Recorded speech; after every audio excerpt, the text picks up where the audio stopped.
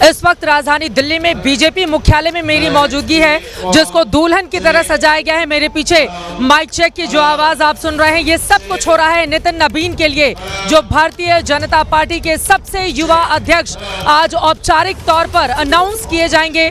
मेरे ठीक पीछे जो मंच आप देख रहे हैं, आपको बताते चले यहाँ पर तैयारियां लगभग पूरी की जा चुकी हैं और देश के अलग अलग हिस्सों से जो बड़े बड़े नेता कार्यकर्ता हैं वो लगातार यहाँ पर पहुंच रहे हैं। सुरक्षा के भी बेहद जबरदस्त इंतजाम किए गए हैं। अगर बीजेपी दफ्तर के बाहर की बात करूं तो लंबी लंबी कतारों में लोग लगे हुए हैं। भीतर प्रवेश की परीक्षा इस वक्त वो लोग दे रहे हैं, लेकिन सबसे बड़ी परीक्षा नितिन नबीन ने सिर्फ 45 साल की उम्र में ही पार कर ली है। यानी कि भारतीय जनता पार्टी, जिसका गठन 6 अप्रैल 1980 को हुआ था, वो भारतीय जनता पार्टी अपने सबसे युवा अध्यक्ष के स्वागत के लिए इस समय बेकरार नजर आ रही है। आपको बताते चले, आज सुबह सुबह नितिन नबीन ने भगवान का आशीर्वाद लिया है। यानी कि पार्टी के बड़े नेताओं के आशीर्वाद के ठीक पहले अलग अलग मंदिरों में जाकर राजधानी दिल्ली में उन्होंने ईश्वर का आशीर्वाद लिया। सबसे पहले वो झंडे वालान मंदिर पहुंचते हैं, वाल्मीकि मंदिर पहुंचते हैं, हनुमान जी का आशीर्वाद लेने के लिए हनुमान मंदिर पहुंचते हैं, गुरुद्वारा भी पहुंचते हैं। यकीनन जिस तरह की बड़ी जिम्मेदारी उनके कंधों पर आज से आने वाली है, उसके बाद उनकी परीक्षा में ईश्वर का आशीर्वाद भी बेहद जरूरी है।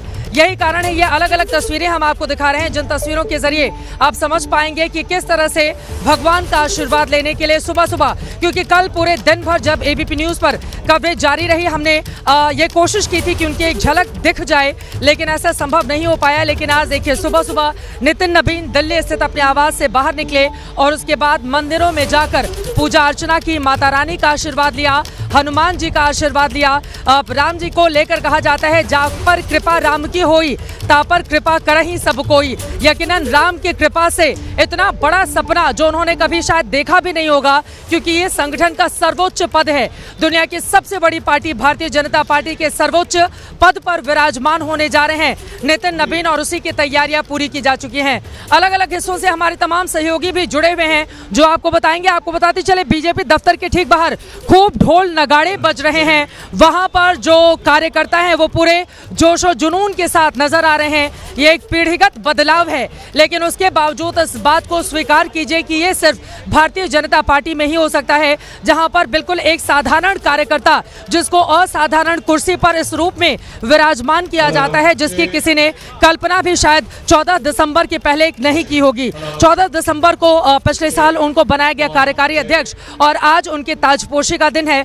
मेरे ठीक पीछे आप देख रहे हैं, मंच पूरी तरह से यहाँ पर तैयार है और आपको दिखाना चाहेंगे यहाँ की तस्वीरें। सुबह सुबह आकर सभी अपनी अपनी कुर्सी पर, यहाँ पर जितने भी बीजेपी के बड़े बड़े नेता हैं वो विराजमान हो रहे हैं। और पीछे की तस्वीरों में भारतीय जनता पार्टी का ये संगठन पर्व है, जिसमें अभी फिलहाल आपको प्रधानमंत्री नरेंद्र मोदी, बीजेपी के जो मौजूदा राष्ट्रीय अध्यक्ष हैं जेपी नड्डा की तस्वीर दिखाई दे रही है। ऊपर आपको श्यामा प्रसाद मुखर्जी की, पंडित दीनदयाल उपाध्याय की तस्वीर दिखाई दे रही है। इसके अलावा और किसी की तस्वीर अभी फिलहाल मंच पर नहीं है, लेकिन जैसे ही संगठन में बदलाव होगा, यकीनन पीछे का ये जो बड़ा सा होर्डिंग आपको दिखाई दे रहा है, उसकी तस्वीरों में भी बड़ा बदलाव तय मानिए, क्योंकि बीजेपी के दिल्ली दफ्तर के अलग अलग हिस्सों में जो बड़े बड़े कटआउट लगाए गए हैं, या तो वो प्रधानमंत्री नरेंद्र मोदी के हैं, या तो वो मौजूदा अध्यक्ष, जब तक औपचारिक ऐलान नहीं हो जाता तब तक तो अध्यक्ष जेपी नड्डा जी ही हैं, जेपी नड्डा हैं। और उसके बाद यहाँ पर आपको बताते चले, नितिन नबीन के बड़े बड़े कटआउट्स लगाए गए हैं। 45 साल की उम्र, अब इसके साथ ही जो भारतीय युवा आबादी है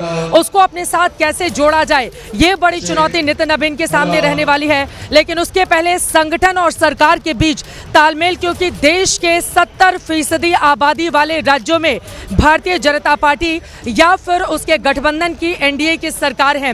पूरब से लेकर पश्चिम, उत्तर से लेकर दक्षिण के कई ऐसे राज्य हैं जिस पर निगाह तो है, हालांकि वहां पर अभी पैर जमा पाना इतना आसान नहीं रहने वाला, लेकिन कोशिशें पूरी की जा रही हैं। और उन कोशिशों का नतीजा किस रूप में दिखेगा, ये नितिन नबीन को अपनी कार्यक्षमता से यहाँ पर दिखाना होगा। कहा जा रहा है कि आगामी दिनों में कार्यकारिणी का भी नया स्वरूप हमें देखने को मिल सकता है, जिनमें 70% लोग 60 साल से कम उम्र के दिखाई देंगे और सिर्फ 30% ऐसे होंगे जिनकी उम्र तकरीबन 60 साल से ज्यादा की होगी। तो ये पीढ़ीगत बदलाव है, एक बड़ा बदलाव, जिसके जरिए आगे के रास्ते को तय करना चाहती है भारतीय जनता पार्टी। अंकित गुप्ता हमारे सहयोगी जुड़ चुके हैं और भी हमारे सहयोगी जुड़े हुए, उनके पास हम चलेंगे। अंकित, सबसे पहले बताइए, माहौल क्या है बीजेपी दफ्तर का? नितिन नबीन यहाँ पर कब पहुंचेंगे और किस तरह के इंतजाम आपको आसपास नजर आ रहे हैं? अंकित,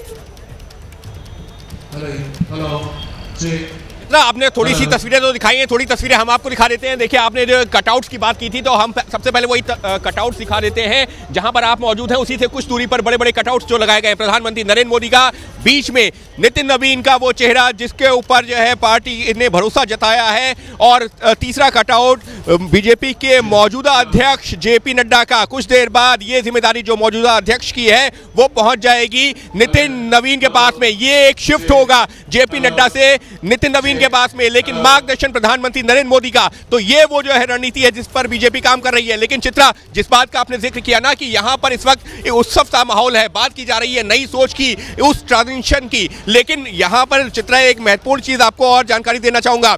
आप भी यहाँ बीजेपी मुख्यालय में मौजूद हूँ, मैं भी हूँ, लेकिन यहाँ सबसे बड़ी संख्या में अगर कोई नजर आ रहा है वो बिहार बीजेपी से आए कार्यकर्ता हैं। इन लोगों से भी बात कर लेते हैं। ये बताइए, ये 14 दिसंबर से पहले किसी ने सोचा नहीं था, लेकिन आज वो दिन आ गया जब वो पूर्णकालिक अध्यक्ष बनने जा रहे हैं। सबसे पहले जय श्री राम, जय माता दी। हमारी सरकार ने, बीजेपी भारतीय जनता पार्टी ने हमारे बिहार की इतना ऊंचा सम्मान दिया, उसके लिए धन्यवाद। और हमारे माननीय जो नितिन नवीन जी हैं, जो अध्यक्ष बने कुछ देर में, वो हमारे हीरा है हमारे लिए, और देश के लिए भी। जा रहा है कि एक ट्रांजिशनल शिफ्ट है, 45 साल की बीजेपी, 45 साल का नया अध्यक्ष।